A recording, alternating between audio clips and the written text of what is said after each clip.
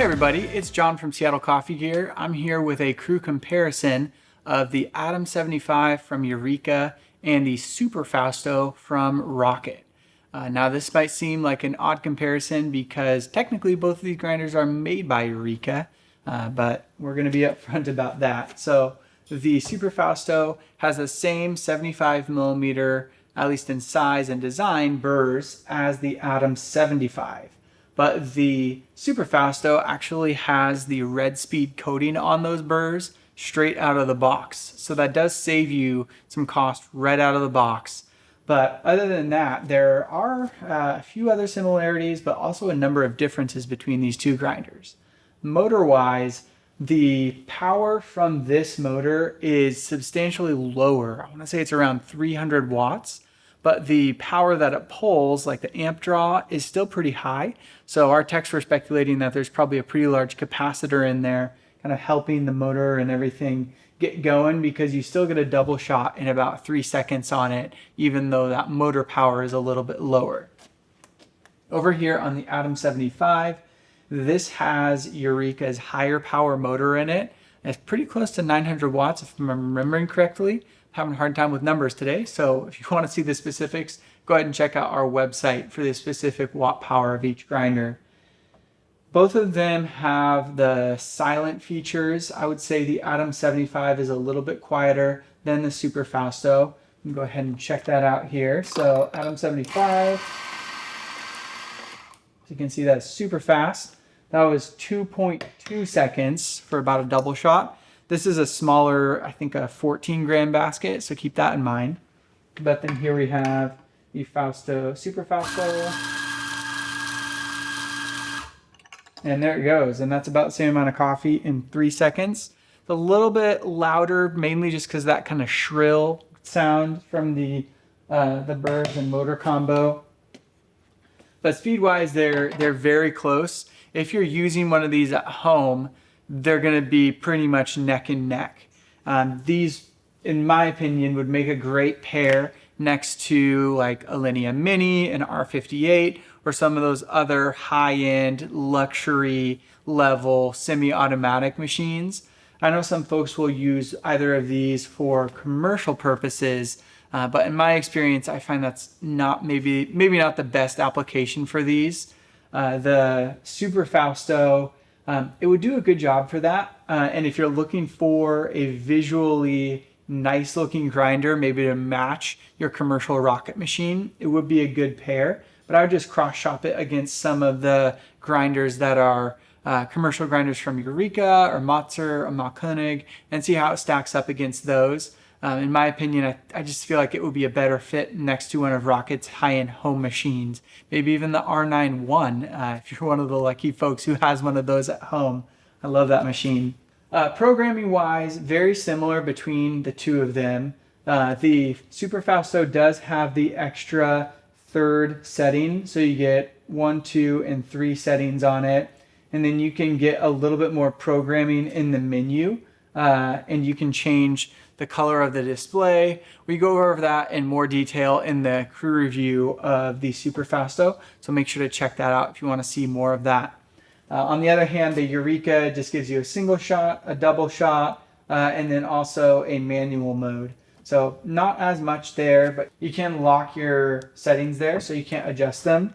And then you can adjust by 5/100ths of a second. It's your kind of adjustment margin there. And that's the same for the Super Fausto. So pretty similar there. Let's run them side by side one more time here so you can hear them side by side, and then I'll pull or grind to weight, and we'll talk about the grind speed for grams in a second here.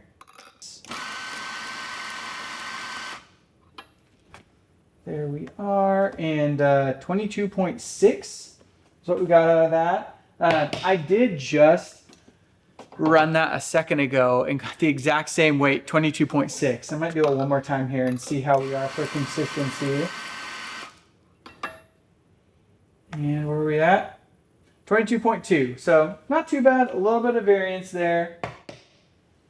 As I'm setting it up for the Super Fausto, I would say that the Atom 75, one of the reasons we don't recommend it as much for commercial environments is if you're in a shop where you're grinding a shot a minute or getting more than that, you can start to see some more heat transfer to the grounds. And because there's a lot more insulation built into the case and no fan on this grinder, you can run the risk of the grinder maybe getting a little heat soaked and then that heat transfer to the grounds being a consistent thing instead of it going away if you're slow down for a little bit. So the insulation and everything, that just adds to some of the heat concerns with that in a commercial environment. Okay, 3 seconds on this, see where we're at.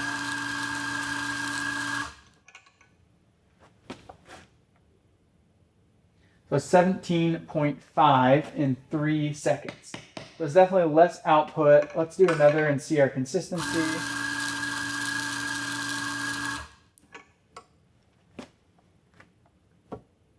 And 17.5. So still pretty consistent just with those two back to back there. Let's do one more just for good measure.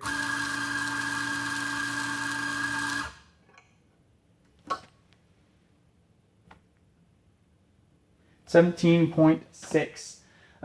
Yeah, and just one other note as I'm using these here.